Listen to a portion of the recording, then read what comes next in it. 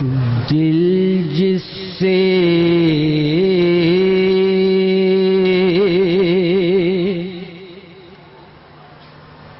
زندہ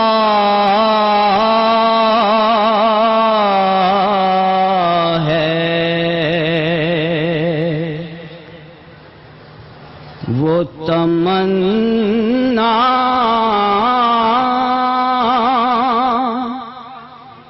تم ہی تو ہو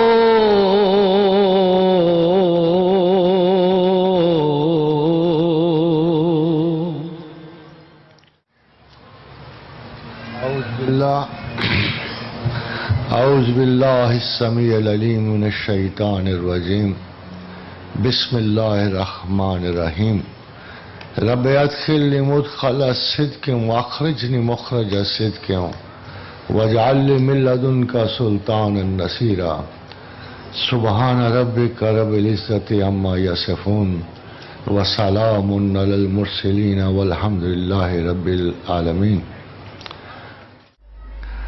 خادم حضرات، آج کا موضوع اس لحاظ سے بہت دلچسپ ہے کہ جب بھی ہم کسی انسٹیٹیوشن کو پرکھتے ہیں تو پہلے خیال آتا ہے کہ یہ انسٹیٹیوشن پیدا کیسے ہوا، کہاں سے ہوا، کیسے اس کو پذیرائی ملی، کیسے کتاب علم کا حصہ بنا، کیسے احساس انسان میں اترا ڈھلا۔ خادم حضرات، نسائی ایک حدیث ہے، ابن ماجہ کی بھی وہی حدیث ہے۔ میں نے بہت ساری چیزیں پڑھی، بہت ساری چیزوں کی لطافت رہ گئی، بہت سارے کھانوں کے ذائقے رہ جاتے ہیں اور آدمی ان کو یاد کرتا ہے مدت سے، مگر جب سے یہ میں نے حدیث دیکھی ہے میرے دل سے لذت نہیں جاتی اس حدیث کے جملوں کی۔ اور صحیح ہے کہ رسول اکرم صلی اللہ علیہ وسلم کے بارے میں کہا گیا کہ جوامع الکلم ہے۔ قلم اور کلام یہ دو علیحدہ چیزیں ہیں، مگر بہت ساری کلمیت ہونے کے باوجود کلام میں بلاغت نہیں آتی، فصاحت نہیں آتی۔ بڑے بڑے دانشور، بڑے بڑے عالم، بڑے بڑے پی ایچ ڈی، بہت پڑھے لکھے ہوتے ہیں مگر کلام میں بلاغت نہیں آتی۔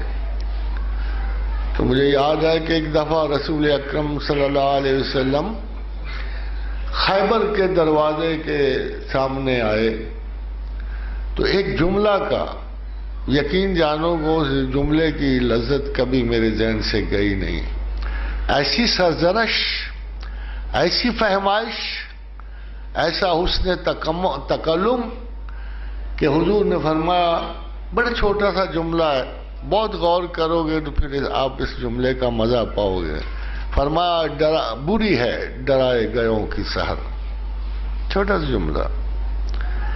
جب خیبر کے سامنے یہودیوں کے دروازے کے سامنے اترے اور صبح اٹھے تو آپ نے فرمایا بری ہے ڈرائے گیوں کی سحر۔ اتنا کمپلیٹ اور اتنا مختصر جملہ۔ اور خادم حضرات، جب انسان کا ذکر ہوا تو آپ نے فرمایا کہ تمام بنی آدم خطا کار ہیں، تمام بنی آدم خطا کار ہیں، مگر سب سے اچھا خطا کار وہ ہے جو توبہ کرتا ہے۔ خادم حضرات، کیا ہمارے ذہنوں سے مدت سے پڑا ہوا وہ جبر مولویانہ دور کرنے کے لیے کافی نہیں ہے حدیث؟ وہ جو اتنا بوجھ ڈال دیتے ہیں گلٹ کرا کرمنالٹی کا کہ انسان ایک چھوٹی سی خطا کر کے بھی کتنے مایوس حالات سے گزرتا ہے، کتنی اداس راتوں سے گزرتا ہے، کتنی متردد صبحوں سے نکلتا ہے۔ کیا اس کے لیے یہ حدیث کافی نہیں کہ تمام بنی آدم خطا کار ہیں مگر سب سے اچھا خطا کار وہ ہے جو توبہ کرتا ہے؟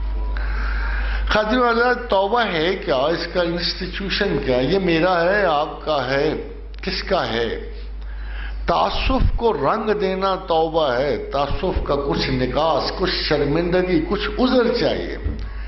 غالباً یہ عذر، یہ معافات کی جو عمل ہے، اس کے کسی بھی بیرونی پیرائے کو توبہ کہتے ہیں، مگر یہ آیا کہاں سے؟ تو خادم حضرات، بڑی پرانی بات ہے، عبدالآباد میں آدم علیہ السلام جب ڈکلیئر ہو گئے، علم کی بنیاد پہ ڈکلیئر کر دیے گئے کہ یہ خلیفۃ اللہ فی الزمین اور فی الآسمان ہے، یہی وہ نائب سلطنت ہیں، تو پھر آپ کو پتا ہے جس کے پاس کچھ اقتدار ہو، جس کے پاس کوئی تھوڑی سی عزت و منزلت آئے، اس کے حریص بھی بڑے ہوتے ہیں۔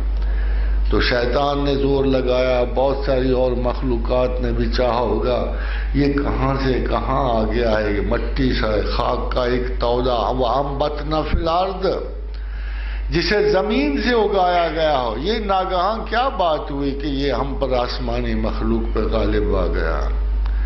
اور اللہ تعالیٰ نے اس کے حق میں فتویٰ دے دیا کہ خلیفۃ اللہ فی الارض ہے۔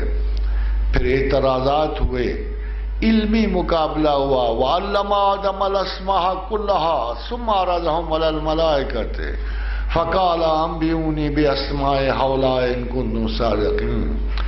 مقابلے میں بیٹھا آدم بیچارہ، بڑے پرانے حریفوں کے زمانے میں بیٹھا، کو 10-20 ہزار گزر گئے تختی لکھنے میں۔ پھر اللہ نے ملائکہ کو بلایا، جنات کو نہیں بلایا، جن اس وقت ملائکہ میں شریک تھے۔ ابلیس لعین جو تھا سردار ملائکہ تھا، آرچ اینجل تھا، آرچ اینجل، آرچ اینجل اگرچہ جن تھا مگر آرچ اینجل تھا۔ تو اس مشترکہ مخلوق کو بلایا گیا اور کہا سناؤ، تمہیں جو ہم نے تختی دی تھی، وہ علم آدم الاسماء کلھا ثم عرضهم علی الملائکہ، فرشتوں کو بھی دی تھی، تمہیں بھی دی تھی، کیا بنایا؟ فرشتے بڑے سادہ سے بڑے ٹروتھفل سے مخلوق تھے، وہ شیطان کا مکر و فریب تو نہیں جانتے تھے۔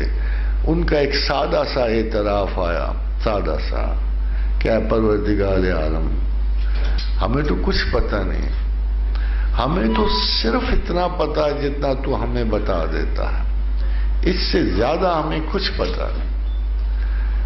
اگر آپ غور کریں تو فرشتوں نے آپ کو یہ بتایا، اگر آپ کے دور میں اس کو جج کریں تو انہوں نے یہ کہا کہ O Lord God, we are simple computers. اب ایک کمپیوٹر ہے، ایک دماغ ہے، جو کچھ بھی ہے، اگر اس میں آپ نے ایک سین نہیں ڈالا ہوا، ایک نام ڈالا ہی نہیں ہوا، تو کہاں سے آپ کو جواب دے گا؟ اگر آپ سے پوچھ لیا جائے کہ بیٹل آف پلاسی کب ہوئی تھی، تو ایک سمپل سا آپ جواب دیتے ہیں، never read it, never known it, ہمیں تو پتہ ہی نہیں ہے۔ ہاں، جو ہسٹری کا کوئی اسٹوڈنٹ ہوگا وہ اٹھ کے جواب دے دے گا کہ جی یہ سان تھا بیٹل آف پلاسی کا، مگر جس نے اپنے ذہن میں نہیں ڈالا ہوا وہ کبھی جواب نہیں دے سکتا۔ ملائکہ نے سیدھا سادہ سا جواب دیا کہ اے پروردگار عالم، اسیمیلیشن تو نے دی نہیں، ہمیں اشیاء کو بنانا، بگاڑنا، سنوارنا تو سکھایا ہی نہیں، ہمارے پاس تو میموری ہے ہی نہیں، ہم تو ایک وقتی لمحاتی بات پہ کام کرتے ہیں، ہمارے امپریشنز تو صرف ان احکام تک محدود ہوتے ہیں جو ہمیں ڈے ٹو ڈے سرو کرتا ہے۔ سو ایون آفٹر 10,000 یا 20,000 years ملائکہ کو اس تختی سے کچھ نہیں ملا۔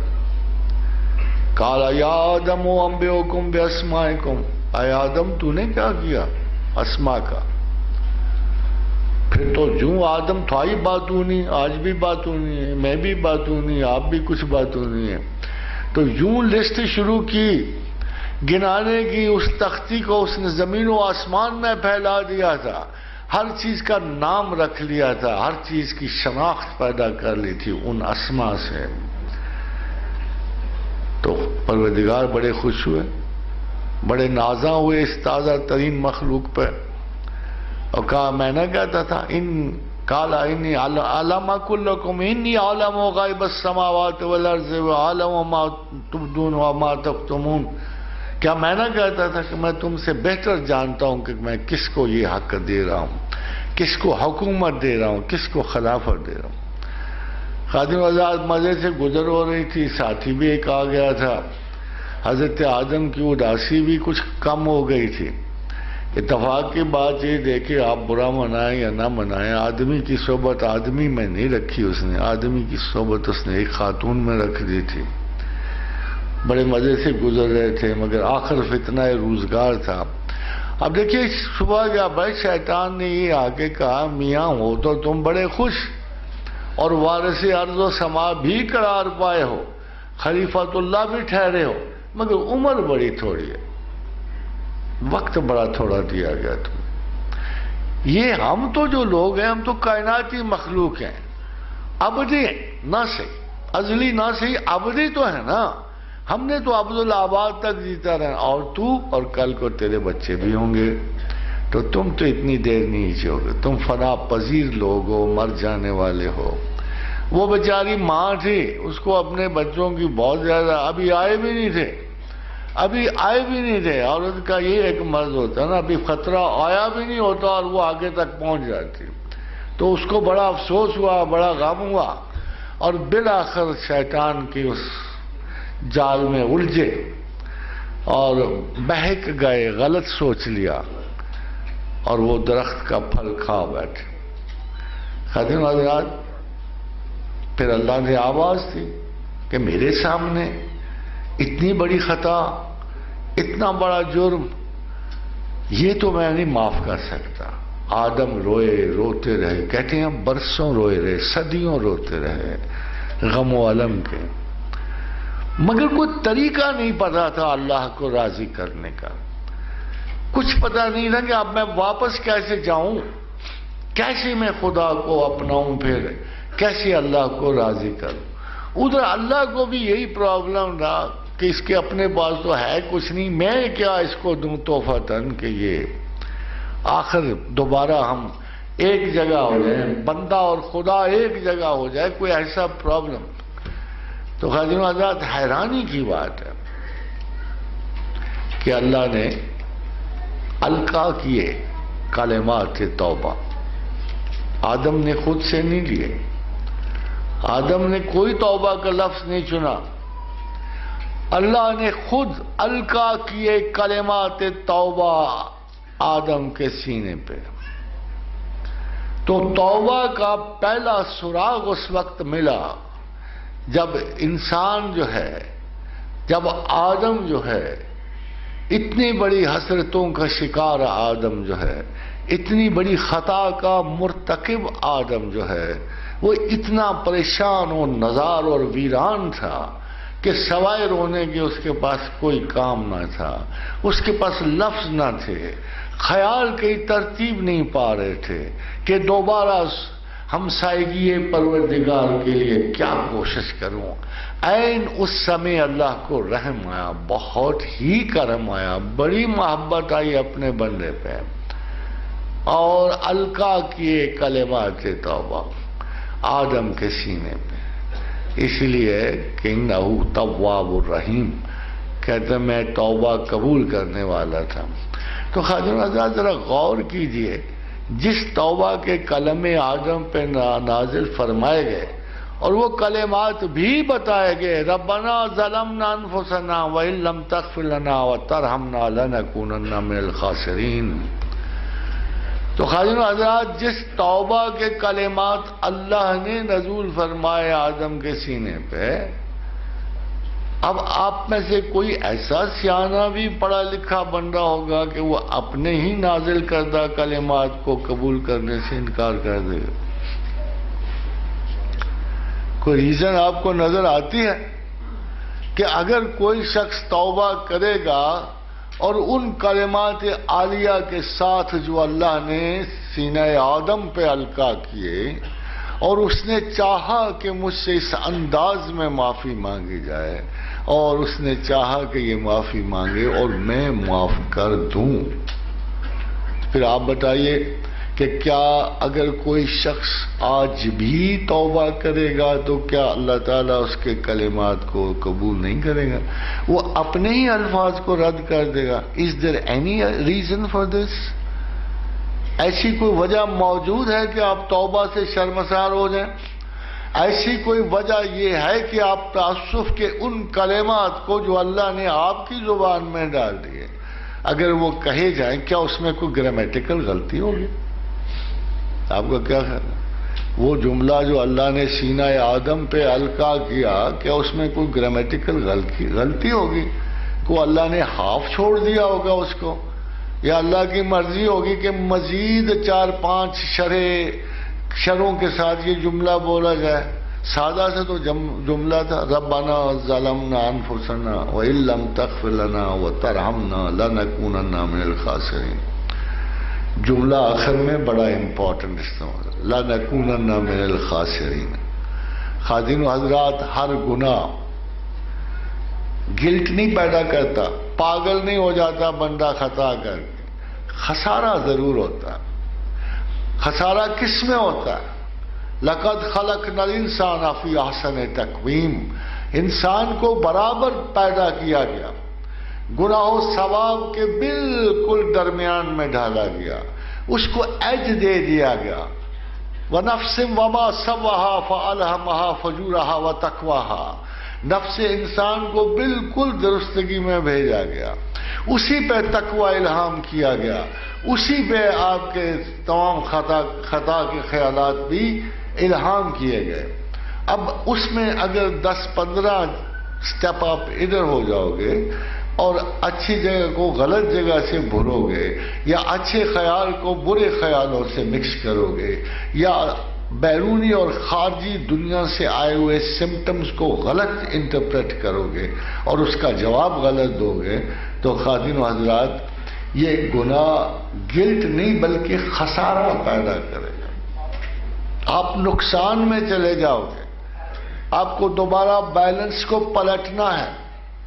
اسی لیے قرآن حکیم نے گناہ کی بجائے لفظ خسارہ استعمال کیا.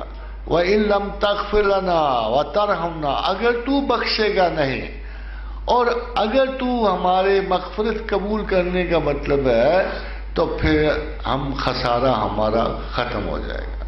خادم و حضرات، توبہ وہ واحد شے ہے جو آپ کے خسارے ختم کر دیتی ہے.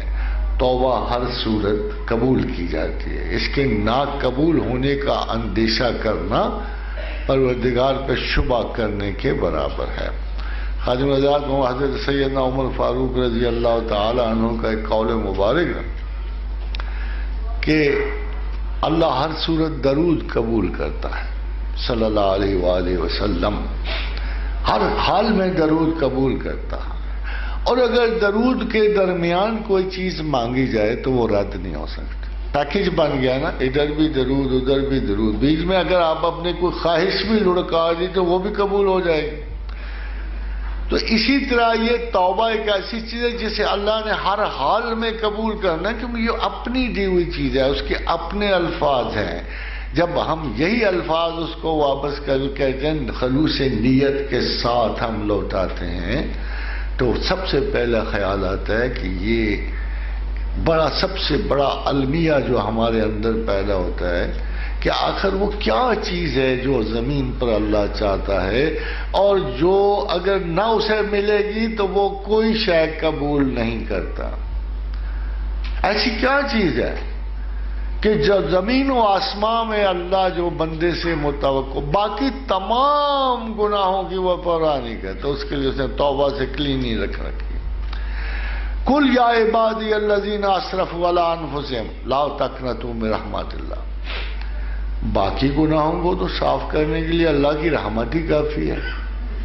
قل یا عبادی الذین اسرفوا علی انفسہم، وہاں بھی اسراف کا لفظ ہے. آپ نے دیکھا گناہ اسراف ہے. آپ نے جو چیز جائز خرچنی تھی ناجائز خرچ دی، آپ نے جو چیز بچا کے رکھنی تھی اس کو خرچ کر دیا. تو گناہ ٹیکنیکلی قرآن کی ٹرم میں گناہ نہیں ہے، اسراف ہے. قل یا عبادی الذین اسرفوا علی انفسہم. تمہارے نفس نے، تمہارے خیالات نے، تمہارے زندگی کے معاملات نے بہت ساری غلطیاں کر کے تمہیں خسارے میں ڈال دیا ہے. مگر سب سے بڑا خسارہ تب ہوگا لا تقنطوا من رحمت اللہ، جب آپ اللہ کی رحمت سے مایوس ہو جاؤ، یہ سب سے بڑا خسارہ ہوگا۔ اگر کسی شخص نے یہ کہہ دیا کہ اے بندو میرے تو اتنے گناہ ہیں کہ کبھی معافی نہیں ہو سکتا، تو پھر اس نے خدا پر جبر کیا، زیادتی کی، اس نے اپنے اوپر ظلم کیا، کیونکہ خدا وند کریم یہ فرماتے ہیں ان اللہ یغفر الذنوب جميعا، کوئی کسر ہی نہیں چھوڑی، لفظ جميعا میں کوئی کسی قسم کی ایکسیپشن نہیں چھوڑی، ان اللہ یغفر الذنوب جميعا، میں تمام گناہ معاف کرتا ہوں، جملہ تمام گناہ معاف کرتا ہوں، ان اللہ یغفر الذنوب جميعا، why؟ because انہو هو الغفور الرحیم۔ تو ہم نے کوالٹی میں چیز کو دیکھنا ہوتا ہے، چیز دیکھیں کون سی بڑی ہے کون سی چھوٹی ہے، تو اللہ تعالیٰ نے اس کی تخصیص بھی قرآن میں کر دی، 99 اسماء ہوں گے، 100 اسماء ہوں گے اللہ کے، 4500 اسماء بھی قرآن میں تراکیب کے ساتھ درج ہیں، تمام ناموں کی اپنی اپنی مصلحت ہے، عزت ہے، ان کا کرم ہے، زمین و آسمان میں تمام کرشمہ ہائے قدرت ان اسماء کے مرہون منت ہے، مگر ہم یہ دیکھتے ہیں کچھ ناموں کو خدا نے باقی ناموں پہ تھوڑی سی بزرگی دے دی، هو اللہ الذی لا الہ الا هو عالم الغیب والشہادۃ هو الرحمن الرحیم، هو اللہ الذی لا الہ الا هو الملک القدوس السلام المؤمن المہیمن العزیز الجبار المتکبر سبحان اللہ عما یشرکون، هو اللہ الخالق البارئ المصور له الاسماء الحسنى یسبح له ما فی السماوات والارض، یہ سب اللہ کے اچھے نام ہیں، زمین و آسمان میں سب انہی ناموں کی تسبیح کرتے ہیں، وہو العزیز الحکیم۔ تو خادم حضرات آپ نے دیکھا کچھ اسماء کو زیادہ معزز کر دیا، کچھ کو مینشن کر دیا، یہ 21 اسماء کو بڑی برکت دی۔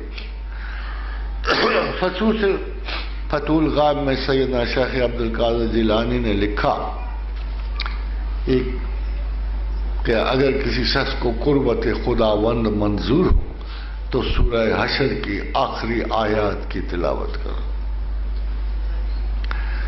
سیدنا حضرت ابو درداء کی حدیث کے مطابق جس نے 3 دفعہ اعوذ باللہ السمیع العلیم من الشیطان الرجیم پڑھ کر 1 دفعہ سورہ حشر کی آخری آیات تلاوت فرمائیں تو 70,000 ملائکہ اس کی حفاظت کے لیے متمکن کیے جاتے ہیں صبح سے شام تک۔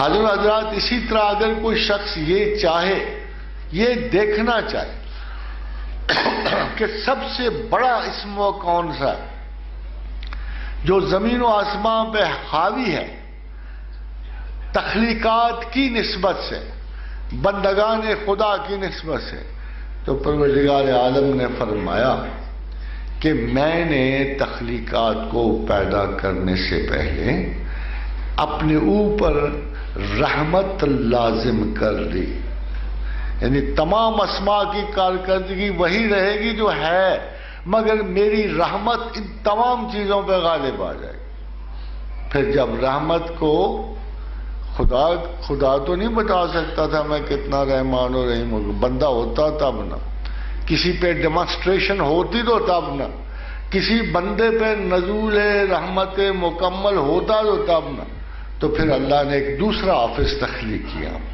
وَمَا أَرْسَلْنَاكَ إِلَّا رَحْمَةً لِلْعَالَمِينَ، یعنی اللہ کے رسول کی شکل میں اللہ نے آپ کو یہ بتایا کہ میں کتنا رحم کرنے والا ہوں۔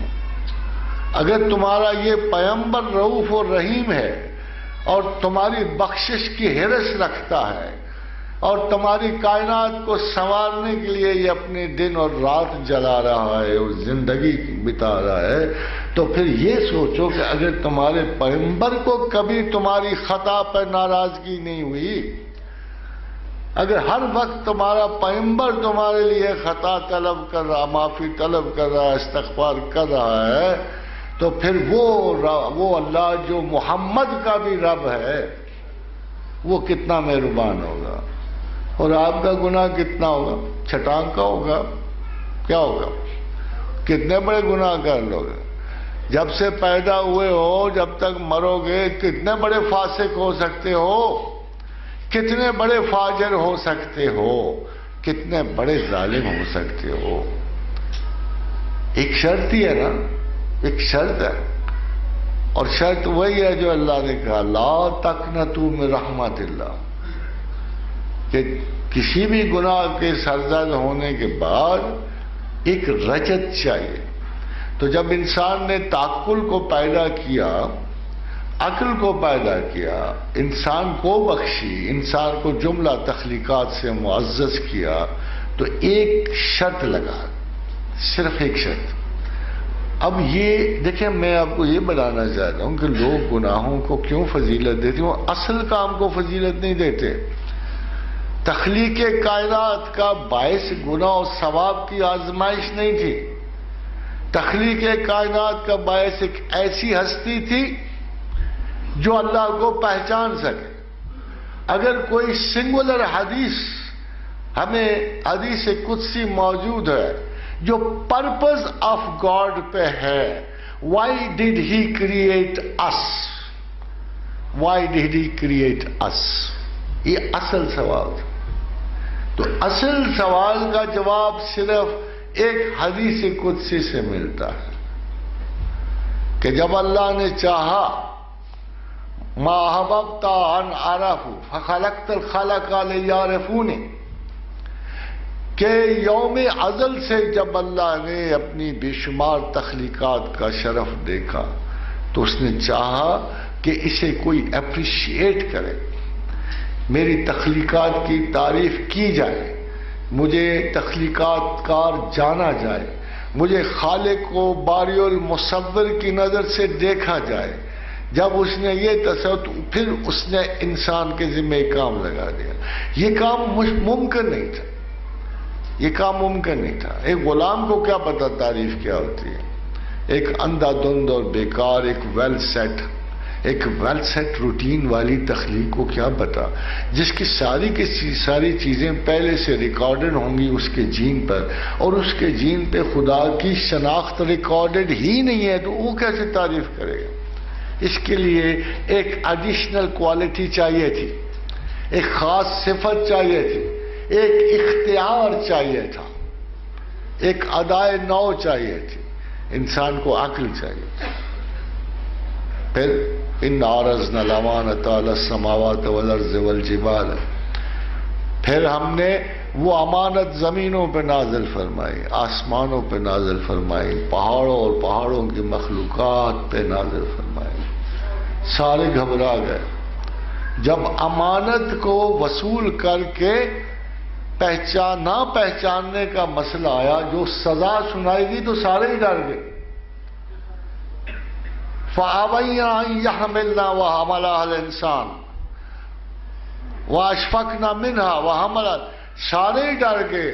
جب انجام دیکھا عقل پانے کا تو سارے ڈر گئے۔ جب ذہن رضا، جب یہ سیادت ملنی شروع ہوئی تو تمام مخلوقات کو سودا بڑا خسارے کا نظر آیا۔ It wasn't worth it۔ جب جہنم دیکھی اور جنت کی دوری دیکھی، ایوارڈ بہت دور تھا، عذاب بہت قریب نظر آیا۔ فَأَبَيْنَا أَن يَحْمِلْنَا وَأَشْفَقْنَا مِنْهَا وَحَمَلَهَا الْإِنسَانُ، سارے ہی ڈر گئے، ہم سے سیانے نکلے۔ ہم آج جنہیں گدھا کہتے ہیں نا، وہ ہم سے سیانے نکلے۔ ہم جنہیں گھوڑا کہتے ہیں نا، ہم سے زیادہ عقل مند نکلے۔ ہم جنہیں بچھو اور سانپ کہتے ہیں وہ زیادہ ذہین نکلے۔ انہوں نے نہ کر دی، انکار کر دیا۔ جب جہنم کے رستے دیکھے، خطوط دیکھے، اونٹوں کے سائز کے شعلے بڑکتے، تو کہ this is not worth it, risk بہت بڑا ہے، امپاسبل، رسک اتنا بڑا ہے کہ لیا نہیں جا سکتا۔ وہ حملہ الانسان، انسان نے آگے بڑھ کے فوراً شوخی برتی، پتہ نہیں کس دن پیدا ہوا تھا، شوخی بڑھتی، ناز میں آئے، حکومت مل رہی تھی، تمکنت مل رہی تھی، غرور تھا، وہ حملہ الانسان، پھر اللہ نے کہا انہو کان ظلوما جہولا. He has underestimated the job. He has overestimated himself. خادم آزاد، جہاں بندہ اپنے آپ کو اوور ایسٹیمیٹ کرے گا، جہاں جاب کو انڈر ایسٹیمیٹ کرے گا، وہاں خسارہ ہوگا. وہ خسارہ، انڈر ایسٹیمیشن ہی سب سے بڑی خطا ہے جو انسان اپنے کاموں کے بارے میں کرتا ہے. آپ دعویٰ نہیں کر سکتے کہ میں اس سرزمین سے سلامت نکل جاؤں گا، کوئی بھی دعویٰ نہیں کر سکتا، اور تمہارا دشمن تمہیں غیاب میں دیکھ لیتا ہے، تم نہیں اسے دیکھ سکتے، اور تمہارا دشمن تمہاری گھات میں ہے، یہ تمہیں دیکھ لیتا ہے، تمہیں بہکا سکتا ہے، تمہیں اندھے اور بہرے کر کے یہ اپنی طرف سے انسینویشن ان دی برین دے دیتا ہے، یہ ڈیسیشن بدل جائے گا. خادم حضرات، سادہ سی بات تو آج نظر آتی ہے، 7 ارب کے قریب انسان ہیں، لے دے کے 1.5 ارب مسلمان ہوں گے، اور اگر اسلامی نقطہ نظر سے دیکھا جائے، زیادہ ریجڈ نہ بھی ہوا جائے، تو 5.5 ارب انسان جو ہے وہ شیطان کے حوالے ہو چکا ہے. باقی رہ گئے ہم تھوڑے سے 1.5 ارب مسلمان، اور 1.5 ارب مسلمانوں کو بھی اگر ان کو سنگولرلی دیکھ لیا جائے تو میرا خیال یہ ہے کہ دنیا بھر قائل ہے کہ ہم تو خدا کو نام مان کے خام خواہ پریشان ہیں، خدا کو ماننے والے ہم سے زیادہ کرپٹ لوگ ہیں. یہ سب کو پتا ہے، because we do not believe in God. ہماری توبہ میں اثر کیوں ہو؟ ہمارے واپس پلٹنے میں کیا چیز حائل ہے؟ اللہ نے کیا تعریف کی، شناخت کی؟ یہ سب کو پتا ہے، because we do not believe in God. ہماری توبہ میں اثر کیوں ہو؟ ہمارے واپس پلٹنے میں کیا چیز حائل ہے؟ اللہ نے کیا تعریف کی، شناخت کی. شناخت کی سب پیغمبروں کے ذمے صرف ایک کام تھا، ایک کام، سب پیغمبر یہ کرتے تھے. تمام قرآن دیکھ لیجئے، پیغمبروں میں ایک صفت بار بار شمار کی گئی ہے، انہو اواب حلیم. توبہ کرنے والا تھا، واپس مڑنے والا تھا، حلیم التبع تھے.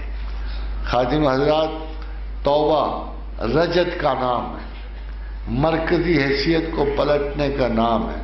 شکست خوردگی ہو یا فتح، دونوں صورتوں میں واپس آنے کو توبہ کہتے ہیں.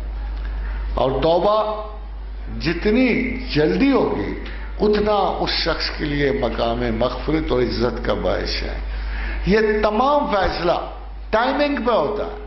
جب یہ کہا جائے کہ انہو اواب حلیم، کہ تمام پیغمبر واپس لوٹنے والے تھے، جلدی جلدی لوٹنے والے تھے، اور حلیم التبع تھے، تو جتنا فاصلہ آپ کی توبہ میں ہوتا ہے اور خسارے میں ہوتا ہے، جتنی جلدی واپسی ہوتی ہے اتنی جلدی آپ کو انعام ہوتا ہے، اتنی جلدی آپ کے بیلنسز کلیئر ہو جاتے ہیں، اتنی جلدی آپ کا خسارہ پورا ہو جاتا ہے. اس لیے پہلی جو ڈائریکٹ نصیحت ہوتی ہے کہ کبھی بھی اپنے سیلف کو اسراف پر اڑنے نہ دیں. خطا ہے تو قبول کرو، خطا ہے تو اسے فوراً قبول کر کے اس کا مداوع اپنی توبہ میں کرو. ایسا نہ ہو، توبہ کا ویسے اوصاف بڑے ہیں، توبہ ہی اصل انسانیت ہے، توبہ ہی مغفرت ہے، توبہ ہی رحمت ہے.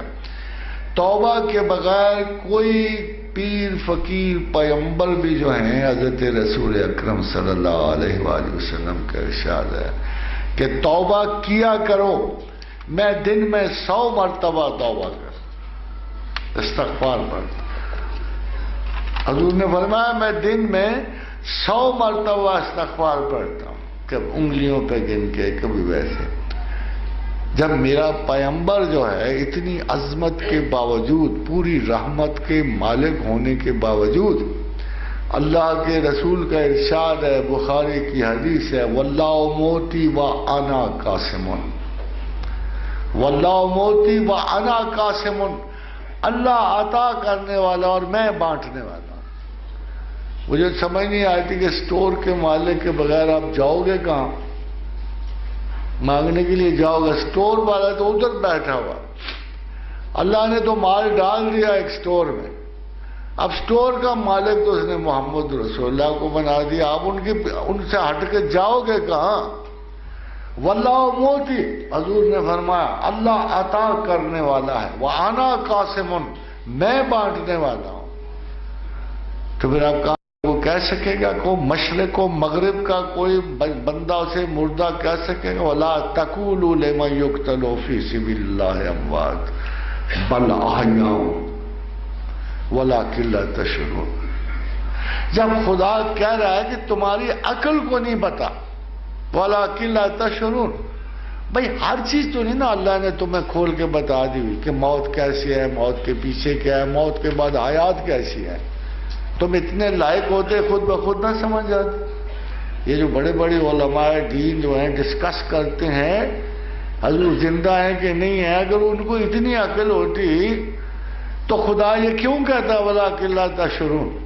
اگر تم حیات کے اس پیٹرن کو جانتے ہوتے جس پیٹرن سے محمد رسول اللہ کو غسل کیا گیا، ایک پیٹرن سے دوسرے پہ ڈال دیا گیا، تو تم کبھی یہ گلا نہ کرتے کہ وہ زندہ ہیں کہ مر گئے ہیں۔ اس قسم کی تو گفتگو انسلٹنگ ہے۔ وہ کیسے محمد رسول اللہ صلی اللہ علیہ وسلم کا امتی رہ سکتا ہے جو انہی کی امت کے 10ویں شہری کو باقاعدہ زندہ سمجھتا اور ان کو مردہ کہتا ہے؟ یہ کبھی پروٹوکول میں آیا ہے؟ یہ تو کبھی نہیں ہو سکتا۔ This is too wrong a thesis۔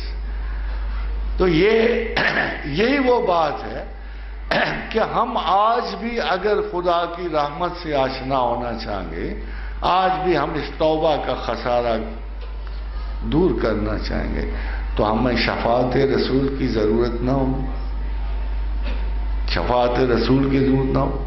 وہ جو صاحب کرامت ہے، جو صاحب رحمت ہے، وما ارسلناک الا رحمت للعالمین۔ ذرا دیکھو نا قرآن کی ڈکشن کیسی عجیب سی ہے، ادھر کہہ رہا ہے الحمدللہ رب العالمین، ادھر کہہ رہا ہے وما ارسلناک الا رحمت للعالمین۔ رب العالمین وہی ہے نا، رحمت العالمین ادھر ہی ہوگا نا جہاں رب العالمین ہوگا۔ عالمین کا لفظ تو ایک ہی ہے نا دونوں سے، یہ رب العالمین ہے، وہ رحمت للعالمین ہے۔ ہاں احتیاط اس میں ہے کہ وہ مالک نہیں ہے، وہ مدار المہام ہے، وہ منتظم ہے، وہ بانٹنے والا ہے۔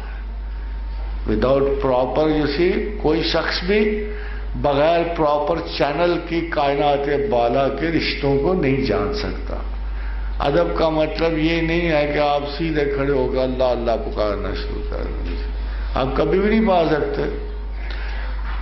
اب پھر ادھر ہی آؤ گے کہ اللہ نے کہا کیا، کون سی کتاب میں کہا، کہاں سے بیلنس ہوئے، کیا خطاؤں کے رینکس ہیں، کیا جزاؤں کے رینکس ہیں، اور اگر یہ سارے حق بھی نہ پورے کر سکیں تو پھر خسارہ کیسے پورا ہوگا؟ پھر خسارے۔ حضرت کعب بڑی تسبیحات کرتے تھے ہمارے لوگوں کے اندر، تو اللہ کے رسول نے فرمایا کعب درود پڑھا کرو۔ فرمایا یا رسول اللہ 1/3 کر دوں؟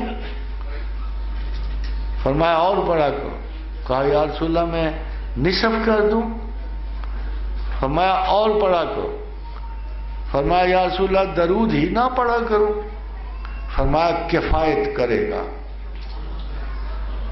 ایک تسبیح جو تمام تسبیحات کو کفایت کرتی ہے، فرمایا درود کفایت کرے گا۔ خادم حضرات، اللہ کو توبہ سے تھوڑی سی دلچسپی ہے، بندوں کے توبہ کرنے سے۔ ایک تو اس نے ایک انہیرنٹ فلا رکھ دیا نا آپ سب کے بیچ میں، بڑے مزے کی آیت ہے۔ ویسے آدمی سوچتا ہے کہ دیکھو ہمارا ایڈوانٹیج کہاں سے نکل رہا ہے۔ الذین یجتنبون الکبائر الاسم والفواحش، ایڈوائز ہے اگر تم بڑے گناہوں سے پرہیز کرو بڑے بڑے گناہوں سے، اس میں قتل انسان سب سے بڑا گناہ ہے۔ اگر تم بڑے گناہوں سے پرہیز کرو، یا الذین یجتنبوا الکبائر الاسم والفواحش الا اللمم، چھوٹے چھوٹے تم کرو گے، یہ کوئی اور نہیں کہہ رہا، خود خدا کہہ رہا ہے۔ لم کہتے ہیں چھوٹے وقفے کو، چھوٹے وقفے کو، تو چھوٹے چھوٹے گناہ تو کرو گے، مگر خادم حضرات دیر از اے پوائنٹ ان اٹ۔ لم کہتے ہیں وقفے کو، کچھ خطائیں ایسی جو چھوٹے وقفوں کے لیے ہوتی ہیں۔ پھر آگے دوسری آیت جوڑ لو نا آپ تو بالکل صاف پتہ لگتا ہے کہ گناہ کبیرہ کیا اور صغیرہ ہے۔ وَلَمْ يَسِّرُوا عَلَىٰ أَنفُسِهِمْ، اور اگر اصرار نہ کرو اپنے نفس کی حالت پر۔ میرے شیخ سیدنا علی بن عثمان حجویری کا ارشاد گرامی ہے کہ ایک ولی سے بھی 70 مرتبہ گناہ کبیرہ سرزد ہو سکتے ہیں۔ اگر اتنا بڑا قطب الاقطاب علم و حکمت و منطق کا اتنا بڑا استاد اگر یہ شخص کہہ سکتا ہے تو اسے کیا مراد لے، کیا اجازت دے رہے ہیں لوگوں کو خطا کی؟ نو ناٹ ایٹ آل۔ اگر آپ غور کرو تو اضطرابی گناہ، وقتی گناہ، یہ مستقل سوچوں کو خراب نہیں کرتے ہیں، یہ تعصفات پہ کے ریٹرن کرتے ہیں، مگر جس گناہ کے آپ مکمل عادی ہو جاؤ، اس کے لیے تعویلات آپ کے پاس جمع ہو جائیں تو وہ آپ کی جسمانی خطا سے بڑھ کر آپ کا ذہنی گناہ بھی ہو جاتا ہے۔ اور جب ذہن میں اس کمپیوٹر میں فلاح آ جائے، خادم حضرات ہمارے سب کے کمپیوٹر میں تھوڑے تھوڑے آتے ہیں، گڑبڑ ہوتی ہے، وائرس لگتا ہے، مگر افسوس یہ ہے کہ اس وائرس کو دور کرنے کے لیے جب ہم مذہب کو چنتے ہیں تو مذہب بھی وائرس زدہ ہوتا ہے۔ نتیجہ یہ ہوتا ہے کہ ایک مستقل بیڈ ڈیمیجنگ جو ہے ایک مرض ہم میں پیدا ہو جاتا ہے جو ہماری قبروں تک ہم سے جدا نہیں ہوتا۔ اس قسم کی خطائیں جو ہیں وہ بہت بری ہیں، اس قسم کے خسارے کبھی پور نہیں ہوتے۔ دیرفور یہ کہا گیا کہ ایک پہچان تو سب سے بڑے خسارے کی ہے کہ آپ مستقل اس پہ قائم ہو جاؤ۔ ایک پہچان ہے یہ کہ وہ خطا جس کو آپ مستقل حرز جان بنا لو اور دوست بنا کے اس کو پالتے رہو اور بڑی دیر تک ولم یسر ولن، ہاں اگر تم اصرار نہ کرو تو بڑے سے بڑا گناہ بھی صغیرہ ہے، اور اگر تم اصرار کر کے مستقل کرتے جاؤ تو چھوٹے سے چھوٹا گناہ بھی کبیرہ ہو جاتا ہے۔ That is the only recognition of گناہ کبیرہ اور صغیرہ۔ جب رسول اکرم صلی اللہ علیہ وسلم کنویں میں پاؤں لٹکائے بیٹھے تھے، حضرت ابوذر ساتھ تھے، معاذ بن جبل ساتھ تھے، تو فرمایا جس نے دل سے ایک مرتبہ لا الہ الا اللہ کہہ دیا اس کے تمام گناہ معاف ہو گئے اور دوزخ کی آگ اس سے دور ہو گئی۔ تو حضرت ابوذر نے پوچھا یا رسول اللہ صلی اللہ علیہ وسلم کیا گناہ کبیرہ بھی؟ حضور خاموش ہے۔ پھر آپ نے یہ پڑھا، پھر کہا کہ جس شخص نے ایک مرتبہ دل سے لا الہ الا اللہ کہہ دیا اس کے تمام گناہ معاف ہوئے۔ پھر انہوں نے پوچھا یا رسول اللہ کیا گناہ کبیرہ بھی؟ جب تیسری مرتبہ کہا تو ان کا تمہاری ناک خاک آلود ہو، چاہے وہ زنا ہو، چاہے وہ قتل ہو، چاہے وہ کچھ بھی ہو، جس نے ایک دفعہ دل سے لا الہ الا اللہ کہہ دیا اس کے تمام جملہ گناہ معاف ہوئے اور کبھی بھی اسے دوزخ کی آگ چھو نہ سکے گی۔ خادم حضرات مسئلہ یہ کیا ایسی وجہ ہے دل سے لا الہ الا اللہ کہنے دی؟ Again, I will take you back to the same old commitment. اللہ کے لیے آپ کی پوری زندگی میں صرف ایک چیز امپورٹنٹ ہے، ایک چیز، اور وہ ایک چیز کا معاوضہ لینا چاہتا ہے جو اس نے آپ کو دی ہے، وہ عقل ہے۔ ان عرضنا الامانۃ علی السماوات والارض والجبال، جب اس نے یہ امانت پیش کی فَأَبَيْنَ أَن يَحْمِلْنَا وَأَشْفَقْنَ مِنْهَا، تو سارے ڈر گئے، کسی نے یہ نعمت نہیں اٹھائی. وَحَمَلَهَا الْإِنسَانُ، اور انسان نے اٹھا لی، یہ عقل انسان نے اٹھا لی. اللہ نے اس امانت سے جواب لینا. خادم حضرات، پہلی بات تو یہ، آپ میں سے کون اپنی عقل کو امانت سمجھتے؟ آپ تو اس کو ملکیت سمجھتے ہیں، آپ تو اس کو میری عقل کہتے ہو، میرا خیال کہتے ہو، میرا دماغ کہتے ہو، میری فضیلت ہے وہ، میں سوچتا ہوں، میں یہ چاہتا ہوں، میں یہ کہتا ہوں. مگر خدا کی دی ہوئی اس امانت کو، کبھی امانت بھی پاس رکھنے کو ہوتی ہے، بیسیکلی تو اس کو لوٹایا جانا ہے. پھر اس کے لوٹائے جانے میں فرض کون سا حائل ہے؟ فرض ایک ہی حائل ہے، وہ جو قبر کے شروع میں پوچھا جاتا ہے. جب دو گیلیکسیز نظر آ رہی ہوتی ہیں نا، ایک طرف انتہا درجے کی خوبصورت گیلیکسیاں جو ہیں نظر آ رہی، دوسری طرف عذاب کی گیلیکسیاں، تو ایک کوڈ ورڈ میں آپ سے جواب لیا جائے گا. وہ جو عقل دی تھی میاں، اس کے سہارے تم نے ایک چیز کو پہچاننا تھا، ایک چیز کو، وہ اللہ کی ذات ہے. کیا زمین سے گزر کے عیش و عشرت کے بعد، تمام اچھے اچھے خوراک کھانے کے بعد، سیر و سیاحت کے بعد، بیوی بچوں اور مردوں سے اختلاط کے بعد، اصول شہوانیت اور نفسانیت پورے کرنے کے بعد، اور باقی تو چھوڑو نا، میرے سوال کا جواب لائے ہو؟ چھوٹا سا سوال، مر ربوں کا، تمہارا رب کون تھا؟ کون تھا تمہارا رب؟ زندگی میں کبھی سوچا کہ میرا رب کون تھا؟ زندگی میں کبھی تکلیف و تکلف فرمایا کہ اپنے اللہ کو پہچان کے چلوں؟ کبھی خیال آیا کہ میرا بھی ہے؟ خادم حضرات، جن کو خیال آتا ہے ان کے بارے میں آپ کو ایک حدیث ضرور سناؤں گا کہ رسول اکرم صلی اللہ علیہ وسلم اپنے اصحاب کے ساتھ بیٹھے تھے بڑے احترام کے ساتھ. تو حضور نے فرمایا، تو ایک صحابی نے عرض کیا، یا رسول اللہ، ہم تک آپ کی تعلیمات پہنچی ہے، ہم کبھی گناہ نہیں کریں گے.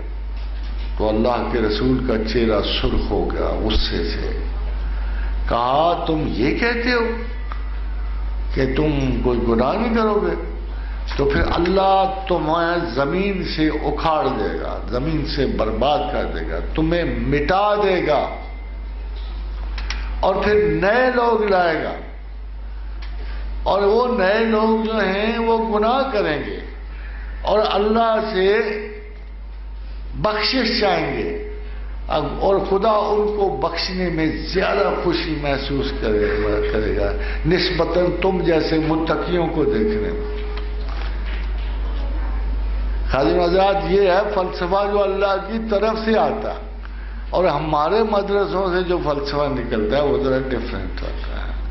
یہاں عذاب و ثواب کی کڑی شکنجے لگے ہوئے ہیں، ہر بچہ، ہر بڑا، ہر عورت جاتی ان میں پہلے اس کو جکڑے جاتے ہیں، پھر اس کے اعضاء کھینچے جاتے ہیں، پھر اسے توق پہنائے جاتے ہیں، پھر اسے جہنم میں اب تک کیا کیا رتبے دیے جاتے ہیں، اور مقدس صاحب آپ ایک پاسے بیٹھے ہوتے ہیں. یہ بہت بڑا اختلاف ہے. ہم نے اپنی طرف سے کوئی چیز انٹرپریٹ نہیں کرنی ہوتی. مگر فرض کرو جیسے میں، یہ دیکھو صحیح مسلم کی حدیث بھی چھوٹی سی نہیں ہے نا. اب اگر یہ حدیث سنا دو بعض لوگوں کو کہیں گے یہ حدیث غلط ہے، دوسری بخاری میں سے نکال دو کہیں گے یہ بھی حدیث غلط ہے. اپنی مرضی کے خلاف تو حدیث سننی نہیں نا انہوں نے، اپنی مرضی کے خلاف. سب سے بڑا جو خادم حضرات اس وقت کی مصیبت ہے، ہر آدمی قرآن و حدیث سے وہ حصہ چنتا ہے جو اسے سوٹ کرتا ہے، وہ حصہ. عورت کو کہنا بھائی تو وہ کرنا جو اللہ تعالیٰ نے تجھے کہا ہے مرد کے بارے میں کرنے. وہی حصہ اسے نہیں آتا ہوگا، مگر اسے اپنے والا حصہ پورا پورا آتا. اسی طرح مرد کو کہو نا بھائی عورت سے کوئی اچھا سلوک کر، یہ تو کیا کرتا ہے؟ کہتے ہیں نہیں، مجھے تو اللہ نے رتبہ دیا ہے، وَلِلرِّجَالِ عَلَيْهِنَّ دَرَجَةٌ.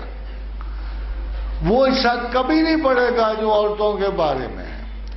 یہ کون سا اسلام ہے جس کو ہم پارشلی ٹوٹا ٹوٹا کر کے اپنے اپنے مقاصد کے؟ آج کل تو نیا فیشن آ گیا، جو کوئی اچھی سی دوائی نکلتی ہے نا، جو کوئی اچھی سی دوائی اس کے اوپر لکھ دیتے ہیں کہ یہ مسنون ہے، یہ حدیث میں آئی ہے. 2-4 چیزوں کے بارے میں حضور صلی اللہ علیہ وسلم نے کہا تھا، مگر پرانے زمانے میں بھی متعدد احادیث ان دوائیوں کے بارے میں لکھی گئی جن کے بارے میں کوئی کہا نہیں گا، مگر ان کو بیچنے کے لیے ایک حدیث احتیاط، ایک حدیث ساتھ احتجاج کر تاکہ یعنی اللہ کے رسول خانہ کعبہ اور مسجد نبوی سے لے کر دور دراز تک ان کا اسم گرامی بیچا جا رہا ہے، اس کو تجارتاً یوز کیا جا رہا ہے. یہ وہی اشراف عرب ہیں جنہوں نے سب سے پہلے روضہ رسول کو مسمار کرنا چاہا. آپ کو پتا ہے جن کی اب حکومت ہے، اللہ ان کو عقل دے، سب سے پہلے انہوں نے روضہ رسول کو مسمار کرنا چاہا تھا. پھر جب نکل آئے لوگ، مدینہ کے لوگ تو آپ پتہ نا رسول سے بڑی محبت رکھتے تھے صلی اللہ علیہ وسلم. تو جب وہ گھر میں جو چیز بھی تھی، کسی کے پاس چوری تھی، کسی کے پاس ہتھوڑا تھا، کسی کے پاس، سب لے کے نکل آئے اور انہوں نے کہا دیکھو میاں، باقی تم نے جنت بقیع اجاڑ دی، ہم نے برا نہیں بنایا، مگر اگر اس گھر کو آنکھ بھی اٹھا کے دیکھو گے تو ہم مدینہ کے سب لوگ قتل ہو جائیں گے، مگر تمہیں آگے نہیں بڑھنے. خیر غنیمت ہوئی، چھوڑ گئے نام نشان، ورنہ آج آپ ڈھونڈ رہے ہوتے کہ روضہ رسول ادھر تھا یا ادھر تھا. آج آپ ڈھونڈ رہے ہوتے. آپ یقین جانیے ایسی سفاکیت تو روح عالم پہ دیکھی نہیں جا سکتی. بھائی آپ نے ایک رسم خراب کرنی ہوتی، آپ نے ایک رسم خراب ہو گئی، قبروں کی مٹی پوجی جا رہی ہے، ہمیں بھی دکھ ہے، آپ کو بھی دکھ ہے، تو اس کا مداوع یہ قبر ہی اٹھا دو، صاف کر دو. اللہ اللہ خیر سے. حضرت عمر کا دیکھو، حضرت عمر فاروق رضی اللہ تعالیٰ جب بیت رضوان کو نکالا تھا تو صرف اس وقت کے منتیں مانی جا رہی تھیں، بڑے چڑھاوے دیے جا رہے تھے. وہ تو بیت رضوان کو ایک بت بنا لیا تھا انہوں نے.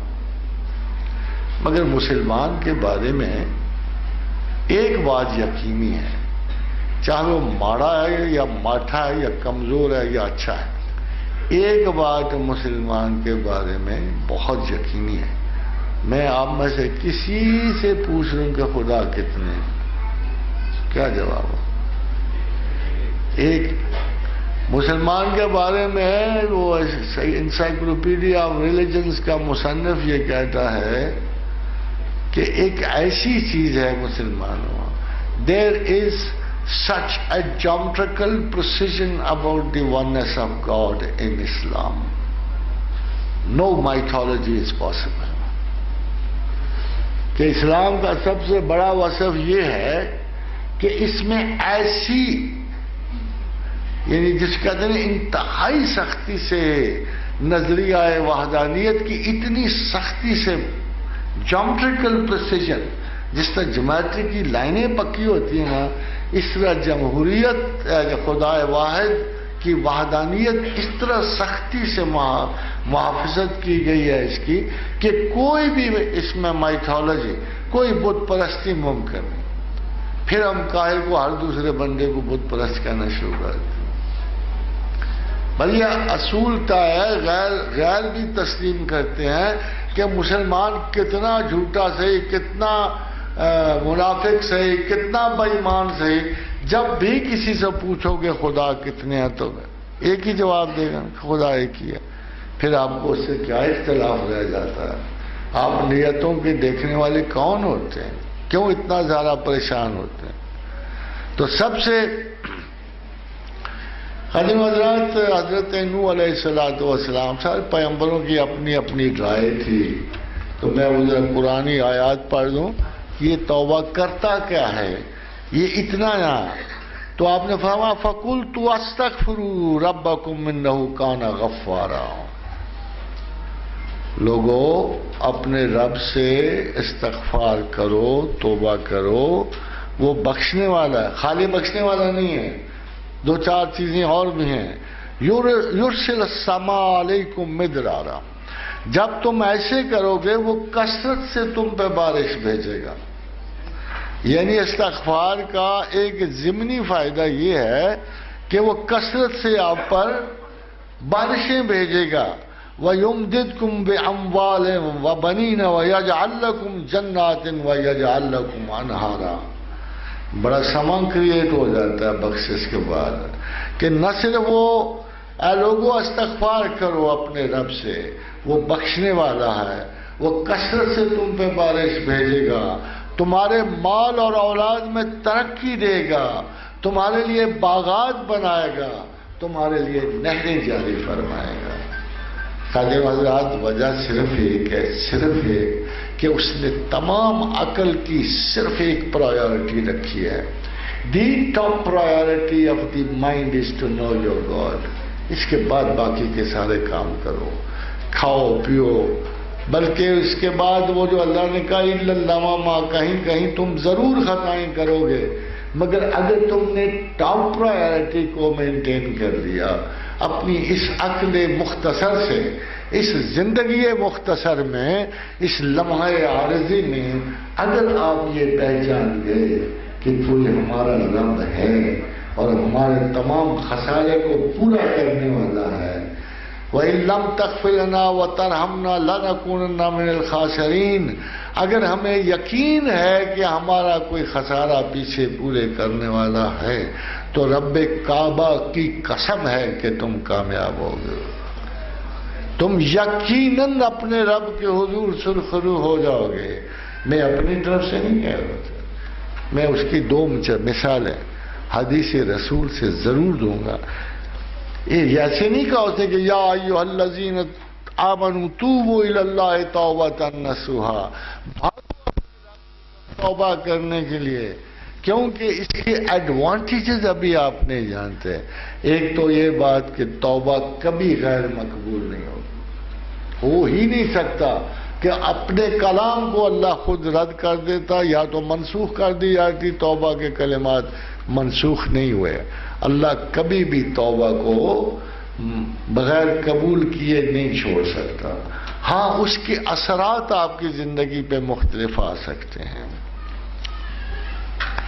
حضرت ابن عباس رضی اللہ تعالی عنہ کی روایت ہے کہ جس آدمی نے استغفار کو لازم کر لیا، استغفر اللہ استغفر اللہ استغفر اللہ. ویسے حضور صلی اللہ علیہ وسلم کا اپنا استغفار بھی بہت خوبصورت ہے. رب اغفر لی وتب علی انک انت التواب الرحیم. رب اغفر لی وتب علی انک انت التواب الرحیم. یہ اللہ کے رسول کا اپنا استغفار ہے. فرمایا جس آدمی نے استغفار کو لازم کر لیا، اللہ اس کو ہر تنگی سے نکال دے گا، ہر تنگی سے، اس کے ہر غم کو دور کر دے گا، اور اس کو ایسی جگہ سے رزق دے گا جہاں سے اسے وہم و گمان بھی نہیں ہوگا. یہ خاطر وقت کی بات ہے، ہم توبہ کرنے کے فوراً ساتھ ہی بیٹھ جاتے ہیں کہ چلو ابھی رزق آ رہا ہوگا. وقت تھوڑا سا تو لگے گا نا. جب تک اللہ یہ نہیں دیکھ لیتا کہ تم استغفار میں کتنے اصلی اور کتنے جعلی ہو، تب تک تو نہیں ایشو ہوں گی، مراعات نہیں ایشو ہوں گی. خدا کو دھوکہ نہیں دیا جا سکتا. ہاں اگر آپ کا شعار استغفار ہو جائے تو اللہ کا شعار تو رحم و کرم ہے، اس نے تو دینا ہی دینا ہے، ویسے بھی دے رہا ہے، ورنہ دنیا میں کوئی زندہ نہ ہوتا. اگر وہ رب العالمین نہ ہوتا تو کوئی بھی زندہ نہ ہوتا. فرمایا، حضرت ابن عمر سے روایت ہے، صحیح مسلم کی حدیث ہے، لوگوں اللہ کے سامنے توبہ کیا کرو. اے لوگوں اللہ کے سامنے توبہ کیا کرو، اس لیے کہ میں خود دن میں 100 مرتبہ اللہ کے سامنے توبہ کرتا ہوں. ایک تو اللہ کی سنت یہ ہے کہ وہ توبہ کے لفظ آپ کو سکھا رہا ہے، اور رسول کی سنت یہ کہ دن میں خود 100 مرتبہ. پتہ آپ کو بڑے سارے لوگ اٹھ کے کہیں وہ لو جی وہ تو پاک تھے ان کو توبہ کرنے کی کیا ضرورت ہے. یہ حدیث مسلم ہے، حسن ہے، صحیح ہے، اس میں کوئی شک نہیں کہ اللہ کے رسول کیا توبہ کرتے ہوں گے. سوال تو یہ پیدا ہوتا ہے. تو بڑا مشہور قول ہے کہ جو چھوٹے لوگوں کی نیکیاں ہیں نا وہ بڑے لوگوں کے گناہ سمجھے جاتے. ہم تو بڑے خوش ہوتے ہیں چھوٹے چھوٹے نیک کام کر کے، مگر بڑے لوگوں کو پوچھو نا تو وہ بڑا برا مناتے ہیں کہ یہ تو عام آتے ہیں، ان کو نیکی کون کہتا.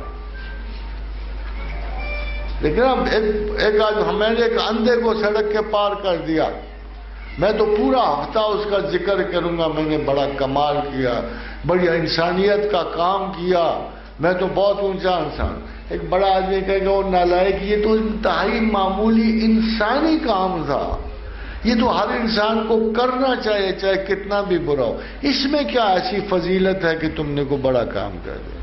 تو کہتا ہے چھوٹے آدمیوں کے نیکیاں جو ہے نا بڑے آدمیوں کے گناہ ہوتے ہیں. اگر اسی پہ ایک پڑھا لکھا بندہ ناز کر بیٹھے کہ میں نے ایک اندھے کو پری سڑک پہ چھوڑ دیا تو اس سے پوچھا تو جائے گا تیری عقل کام نہیں کرتی. Is it something to be proud of? اس کے لیے تم عزت طلب کر رہے ہو. یہ جو ہر انسان کی خصلت میں ہونا چاہیے تم اس پہ فخر کر رہے ہو. کوئی اس سے بڑا کام کرتے تو مانتے. تو یہ وہ وجہ ہے کہ رسول اکرم صلی اللہ علیہ وسلم فرماتے ہیں کہ ہم 100 مرتبہ میں بھی توبہ کرتا ہوں. کوئی وجہ نہ ہو، فرض کرو کوئی وجہ نہ ہو توبہ مانگنے کی، تو کیا یہ بڑی وجہ نہیں ہے کہ اللہ نے توبہ کو. تو یہ وہ وجہ ہے کہ رسول اکرم صلی اللہ علیہ وسلم فرماتے ہیں کہ ہم 100 مرتبہ میں بھی توبہ کرتا ہوں. کوئی وجہ نہ ہو، فرض کرو کوئی وجہ نہ ہو توبہ مانگنے کی، تو کیا یہ بڑی وجہ نہیں ہے کہ اللہ نے توبہ کو پسند کیا؟ نہیں ہے. اگر مجھے پتا ہو کہ اللہ کو توبہ کرنے والے زیادہ پسند ہے تو میں گناہ کروں نہ کروں توبہ تو ضرور چاہوں. میرے لیے بہت بڑا وصف ہوگا. اس کی وجہ یہ ہے کہ میں نے راضی اس کو کرنا ہے، کسی اور کو نہیں کرنا. میں نے راضی، میں نے تو راضی اللہ کو کرنا. میں تو اس کے قریب ہونے کی خواہش کرنی ہے. میرے دل میں اگر آرزو قربت ہے تو وہ اللہ کی ہے. مجھے گناہ و ثواب سے کوئی تعلق نہیں. جو خدا سے انس رکھتے ہیں وہ کم از کم ان عادات کا شعور رکھتے ہیں جو اللہ کو پسند ہے اور چاہتے ہیں کہ کسی نہ کسی طریقے سے خدا کی وہ صفات اپنے اندر پیدا کر. خادم حضرت آپ نے بڑے نام تو سنے ہوں گے، فنا فی الرسول، فنا فی اللہ، فنا. تو بعض اوقات ان لفظوں کی وجہ سے آپ بڑی غلط فہمیوں میں پڑ جاتے. یہ فنا کوئی مرتا نہیں ہے رسول کے اندر جا کر، کوئی اللہ کے رسول اللہ کے اندر مرتا نہیں ہے. فنا فی رسول اور فنا فی اللہ کا سادہ سا مطلب ہے کہ میں اپنی عادات چھوڑ کر رسول کی عادات اختیار کر لوں اور کوئی نہیں. میں اپنے اندر اللہ کی عادات پیدا کروں. میں جو صبح و شام اسے رحمان و رحیم و کریم کہتا ہوں تو میرے اندر بھی تو کوئی ایسی صفت پیدا ہو جائے. میرے اندر تو صفت ہے غضب کی، قہر کی، ظلم کی. اگر میں خدا میں فنا ہونا چاہتا ہوں تو میں ان عادات سے گریز کرنے کے لیے. لوگ کہتے ہیں تسبیح کیوں کرتے ہو؟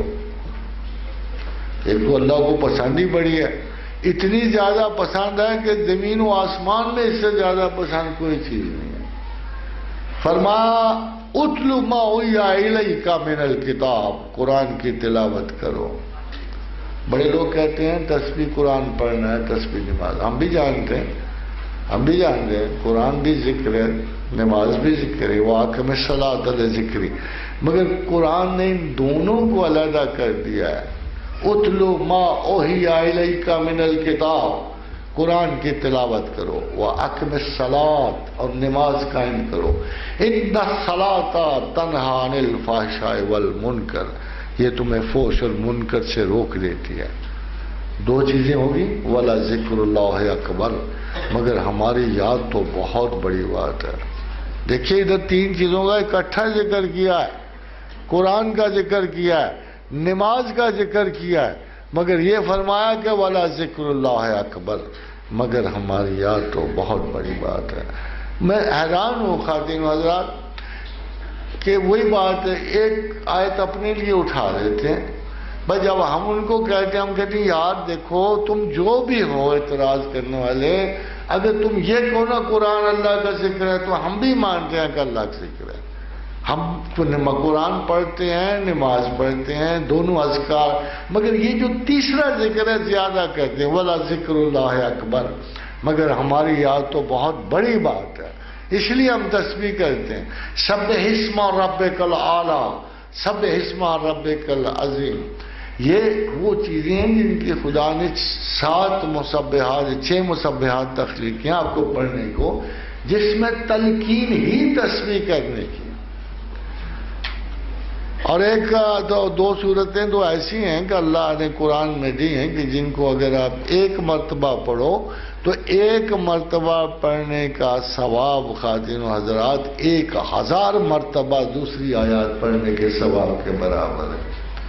اور ایک تو یہ سورہ حشر کی ہے، اور دوسری حامیم تنزیل الکتاب من اللہ العزیز العلیم غافر الذنب وقابل التوب شدید العقاب ذی الطول لا الہ الا هو العزیز لا الہ الا الیہ المصیر۔ ان آیات کو مسبحات میں یہ 2 آیات ایسی ہیں جن کو پڑھنے کا ثواب کم سے کم 1000 آیات کے برابر ہے۔ اتنے چھوٹے چھوٹے سے تو نسخے ہیں، ایک ہی دفعہ دن میں پڑھ کے نکل جاؤ، آپ کا کم از کم بنیادی خرچہ تو نکل آئے گا نا، 1000 مرتبہ اس کا ثواب ملے گا تو۔ اور دیکھو کتنا آسان ہے، جہاں خطرہ زیادہ وہاں صلہ زیادہ۔ مسجد میں نماز کا کیا صلہ ہوگا؟ وہ 2 4 10 جماعت کے ساتھ پڑھنے کا 70 گنا زیادہ بڑھ جاتا ہے، پہلے پڑھنے کا آہستہ ہو جاتا ہے۔ مگر اگر تم بازار میں سے گزرتے ہوئے لا الہ الا اللہ لا شریک لہ لہ الملک ولہ الحمد یحیی و یمیت حی لا یموت وہو علی کل شیء قدیر، اگر غلطی سے یاد آ جائے اور آپ پڑھ دو تو 10 لاکھ نیکیوں کا ثواب ہے۔ 10 لاکھ، اتنا مسجد میں نہیں ہے، ادھر 10 لاکھ نہیں۔ بھائی جدھر مقابلہ زیادہ، جدھر ہر جگہ جھوٹ چل رہا ہو، فراڈ چل رہا ہو، جعلسازی چل رہی ہو، جہاں مکر و فریب کی چادریں تنی ہوئی ہوں، جہاں بات بات میں خدا کی جھوٹی قسم اٹھائی جا رہی، وہاں اللہ کو یاد کرو تو 10 لاکھ کا ثواب۔ مسجد میں تو ہوتا ہی اللہ اللہ، اس میں آپ کو اتنا زیادہ ایڈوانٹیج نہیں ہے۔ چلتے پھرتے فذکروا اللہ، دیکھیں اتنا کبھی اللہ واضح ہوتا ہے، میں حیران ہوں پھر بھی ہم اس پہ جھگڑتے ہیں۔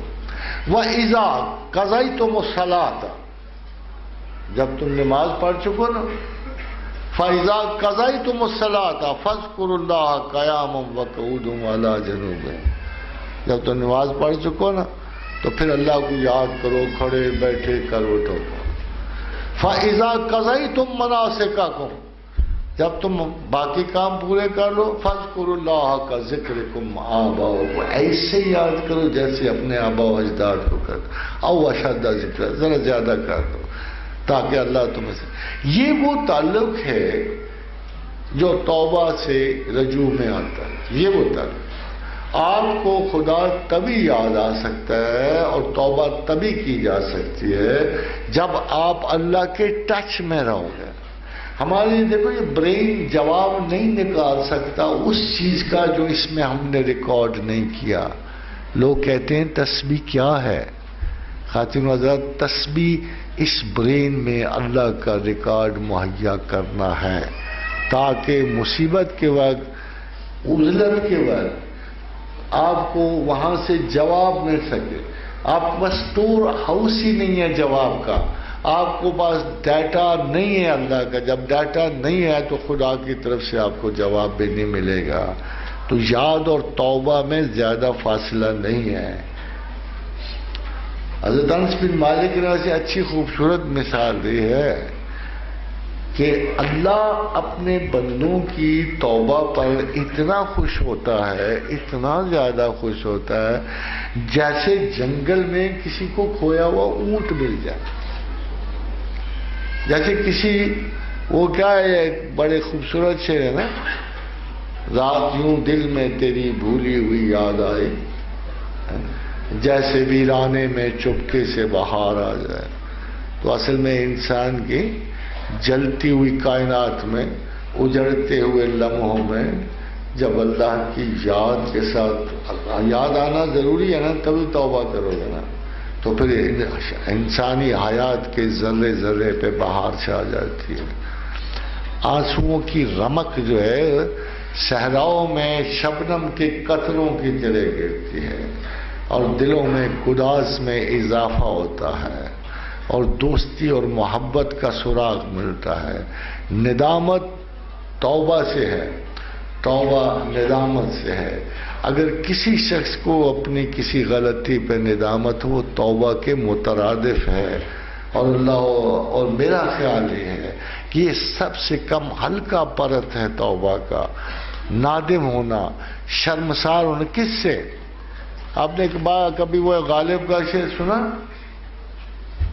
کہ ڈھانکے کفن نے داغ عیوب برہنگی.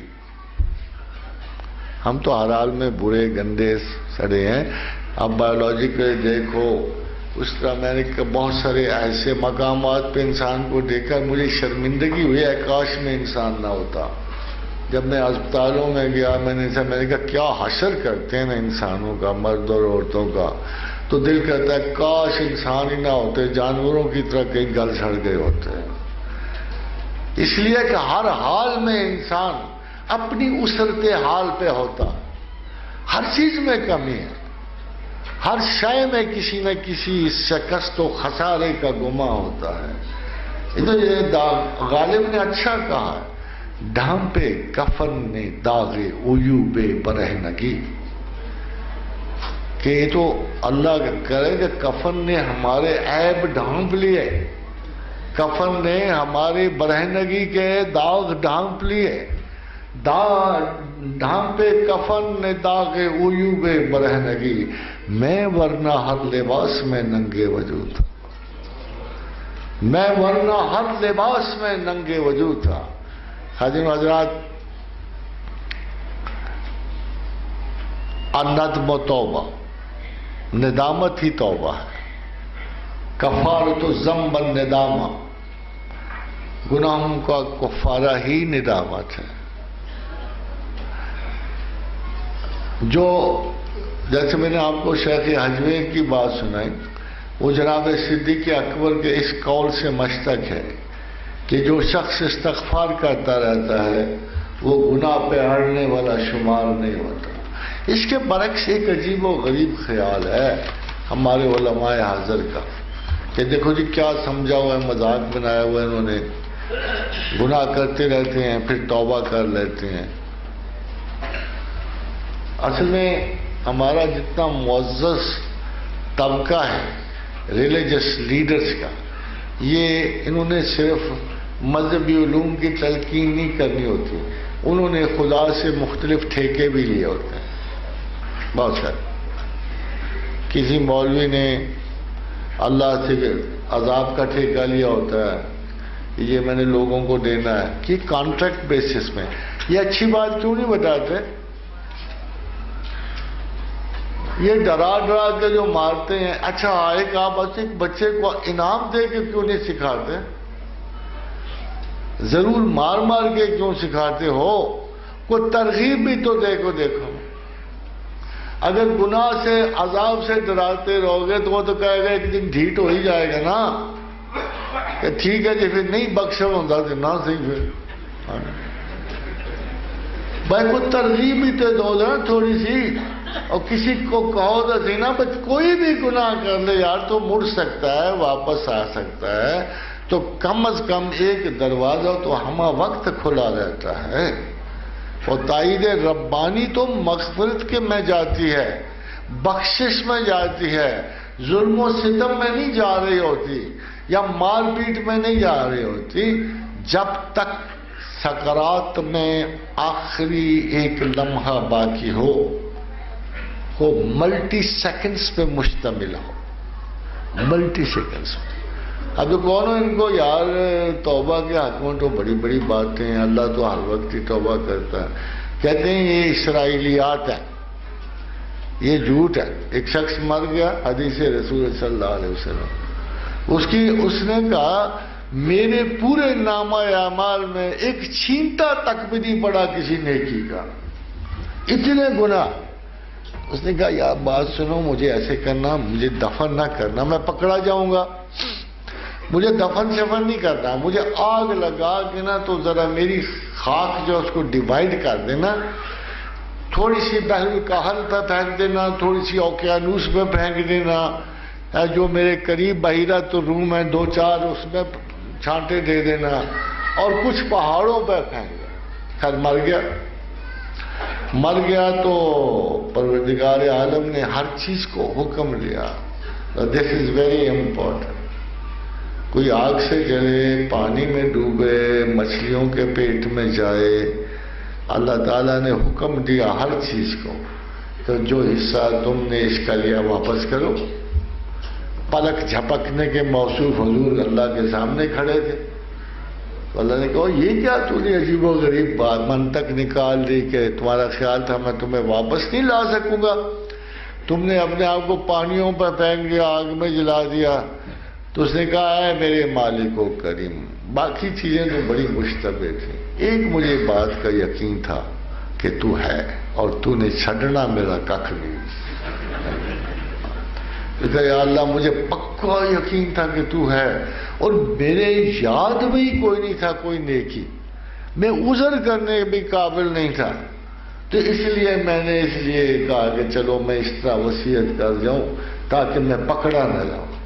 تو اللہ نے سے کہا یار بات سن، یہ یقین ہے تجھے، اتنا یقین تھا میں ہوں؟ کہتا ہے یا اللہ باقی تو پتہ یقین تھا کہ نہیں، یہ تھا کہ تو ہے ضرور. اس نے کہا یار ایسے اچھے یقین والے کو میں کیسے مار، جا تجھے بخش دیا. کہا ایسے اچھے یقین والے کو، بھئی لوگ گناہگار ضرور ہوتے ہوں گے، لوگ خطاکار ضرور ہوتے ہوں گے. کیا فرمایا رسول اللہ صلی اللہ علیہ وسلم نے؟ حضور نے فرمایا کہ آدم کی اولاد تمام خطاکار ہیں، مگر سب سے اچھا خطاکار وہ ہے جو توبہ کرتا ہے. کیونکہ ہمارے اتنے سارے خسارے ہیں، اتنے سارے، ہم اللہ کو کیا سمجھو؟ اللہ میاں کو شائلاؤ کے اوپر بیٹھا ہوا، کوئی جوس بیٹھا ہوا، تمہارے خساروں کے تول کے تمہیں بخشش دے گا، رحم کرے گا. اس نے کہا میرے ہاتھ، وہ یہود کہتے ہیں اللہ کے ہاتھ بند ہیں، تھوڑی سی چیز ان میں سے نکلتی ہے. اللہ کہتے ہیں ان فاسقوں اور فاجروں سے کہو کہ تم کنجوس ہو، میرے ہاتھ مغلولہ نہیں ہے، میرے ہاتھ کشیدہ نہیں ہے، میرے ہاتھ بند نہیں ہے. کائنات اور زمین و آسمان کے خزانے میرے ہاتھوں میں ہیں، جدھر چاہوں بانٹوں، جدھر چاہوں تقسیم کرو. ہاں جو مجھے مانتا نہیں اس کو میں کیسے دے دوں، جو مجھے جانتا ہی نہیں اس کو کیسے دے دوں. تو supreme task of the human intellect is to know God. This is the top priority of every human mind. اس پر کوئی سمجھوتا نہیں کرتا. بس ایک گناہ نہ کوئی کرے تو ان الشرک لظلم عظیم، وہ ظلم ہے شرک کرنا، مگر ایک بہت بڑا گناہ ہے جو زمین و آسمان میں قدر یعنی خیر کا باعث اگر کوئی نہیں بن سکتا تو وہ گناہ ہے کہ آپ خدا کو جانو ہی نہیں، مانو ہی نہیں. اس لیے تمام جملہ گناہوں کے بعد بھی ایک جملہ ضرور آئے گا کہ جس نے دل سے ایک مرتبہ لا الہ الا اللہ کہہ لیا اس پہ اللہ نے نار دوزخ حرام کر. وما علینا الا البلاغ. Thank you very much. Thank you.